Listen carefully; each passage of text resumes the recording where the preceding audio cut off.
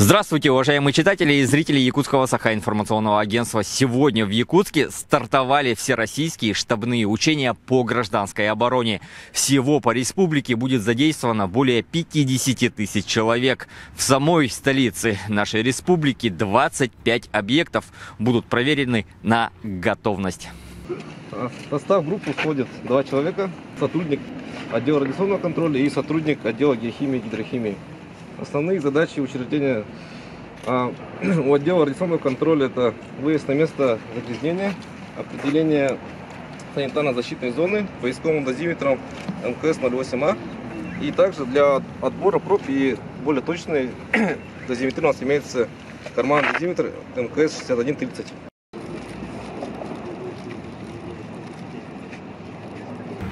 Готовы ли у нас больницы к разным чрезвычайным ситуациям? При таких ситуациях на больнице возложены следующие задачи и полномочия. Это лабораторная диагностика инфекционных заболеваний, микробиологические исследования, забор и доставка биологического материала от инфекционных больных и подозрительных лиц, микробиологические лаборатории, подведомственные организации Министерства здравоохранения. Там все для мазков, для подбора воды, земли и патологического материала. Хорошо. А это во что? Это у нас получается оборудование для проведения дезинфекции.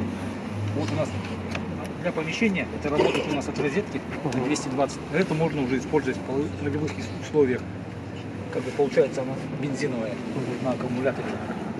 Учения будут проходить у нас 2 этапа. На первом этапе мероприятия будут по введению плана гражданской обороны, и на втором этапе будут проводиться мероприятия, практические мероприятия по ликвидации условных чрезвычайных ситуаций, либо ликвидации каких-либо социально значимых происшествий. Учения проводятся у нас на всей территории республики, задействованы все органы управления, все службы гражданской обороны на территории у нас, их 12 служб гражданской обороны. В практических мероприятиях будут разворачиваться пункты выдачи средств индивидуальной защиты, пункты обработки, санитарной обработки техники, одежды. Также будут разворачиваться подвижные пункты управления, будут разворачиваться защитные сооружения в вопросах гражданской обороны. В настоящее время уже работают группы контроля по выполнению мероприятий гражданской обороны. И сейчас мы уже на первом этапе посмотрели службы лабораторного контроля на территории нашей республики, которые представлены министерствами и ведомствами. В дальнейшем мы сейчас проследуем в район птицефабрики, где будут проходить практические мероприятия по ликвидации условного пожара на объектах электроэнергетики, после чего мы уже будем смотреть и пункты временного размещения, пункты выдачи средств индивидуальной защиты и выдвижения, эвакуацию населения с условной зоны чрезвычайной ситуации. И дальше практические мероприятия продолжатся уже на объектах министерств и ведомств.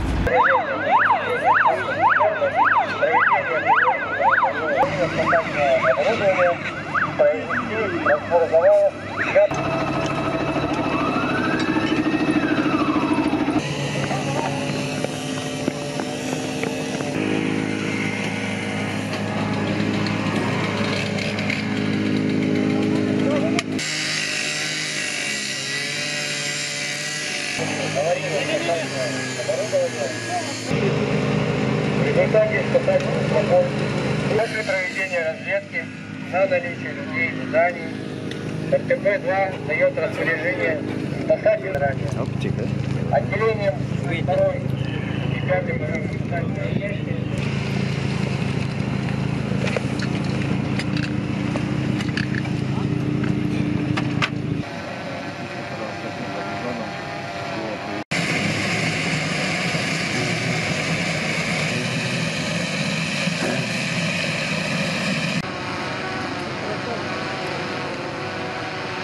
На мероприятиях проводятся масштабные учения. Мы находимся в районе птицефабрики, где по легенде произошло возгорание на электроподстанции. Естественно, среагировали экстренные службы. Возгорание было потушено, пена.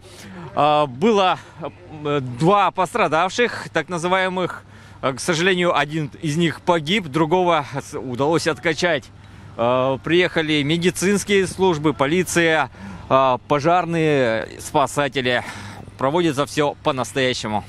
Транспортное предприятие задействовало МОП ЯПАК согласно плану гражданской обороны и, соответственно, плану эвакуации из города Якутска. Наше муниципальное предприятие. Да, я понял. А сколько техники вы там? Вообще техники в целом планируется привлечение больше 400 единиц. Это не только ЕПАК? Да, это не только Частные ЕПАК. ЕПАК 100 с чем-то автобусов, а еще Союз авто. То есть практически полностью все автобусы города Якутска. Продолжение истории. В 19-й школе развернут эвакуационный пункт, куда были собраны жители района птицефабрики. В дальнейшем они будут направлены в более безопасные районы. Поэтому...